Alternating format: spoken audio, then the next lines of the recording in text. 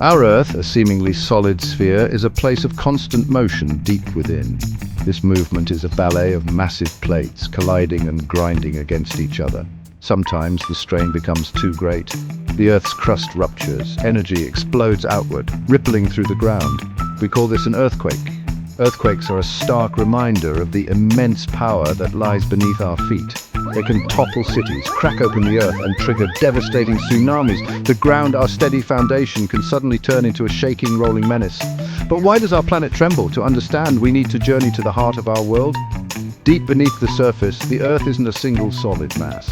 Instead, it's made up of gigantic pieces called tectonic plates.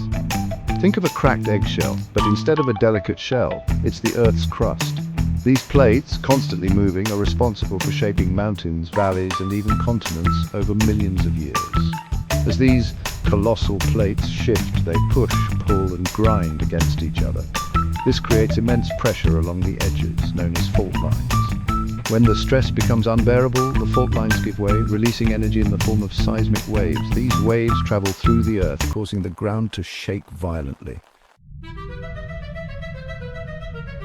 The Earth's tectonic plates are in perpetual motion, a slow dance that has shaped our planet for billions of years. There are three main types of movement at these plate boundaries: convergent, divergent, and transform. Convergent boundaries are zones of collision where plates are pushing against each other. Imagine two cars colliding head-on. The impact is intense. This immense pressure can cause one plate to slide beneath the other, a process called subduction. Subduction zones are responsible for some of the most powerful earthquakes and volcanic eruptions on Earth. Divergent boundaries are where plates move apart, creating space for new crust to form. Molten rock from the Earth's mantle rises up to fill the gap, creating new ocean floor. The Mid-Atlantic Ridge, a vast underwater mountain range, is a prime example of a divergent boundary. Transform boundaries are where plates slide past each other horizontally.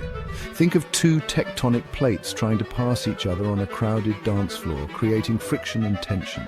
The San Andreas Fault in California is a famous example of a transform boundary known for its frequent earthquakes. When an earthquake strikes, we want to know its strength. Scientists use two main scales to measure the power of an earthquake: the Richter scale and the moment magnitude scale.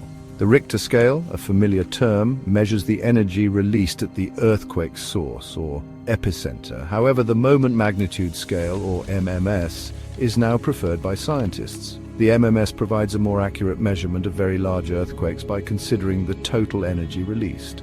The scale is logarithmic, meaning each whole number increase represents a tenfold increase in wave amplitude and about 32 times more energy released.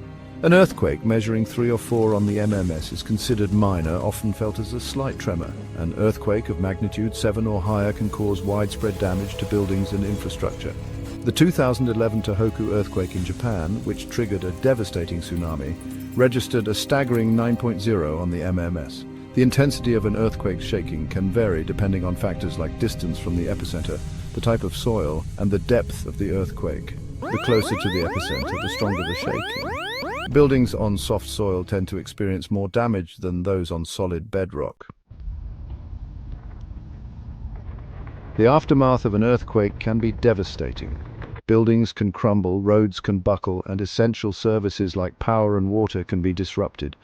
Rescue efforts begin immediately, with teams searching for survivors trapped under rubble and providing medical aid to the injured. The impact of an earthquake extends far beyond the initial tremors. Aftershocks, smaller earthquakes that follow the main event, can continue for days, weeks, or even months. These aftershocks can cause further damage to weakened structures, hampering rescue efforts. While we can't prevent earthquakes, we can prepare for them and minimize their impact. Knowing what to do during and after an earthquake can save lives. If you're indoors, drop, cover, and hold on under a sturdy piece of furniture. If you're outside, move to an open area away from buildings and power lines. After an earthquake, check for injuries and damage. Be aware of aftershocks. Stay informed through official channels and follow evacuation orders if necessary. Earthquakes are a powerful reminder of the forces that shape our planet. By understanding these forces and taking steps to prepare, we can mitigate the risks and build more resilient communities.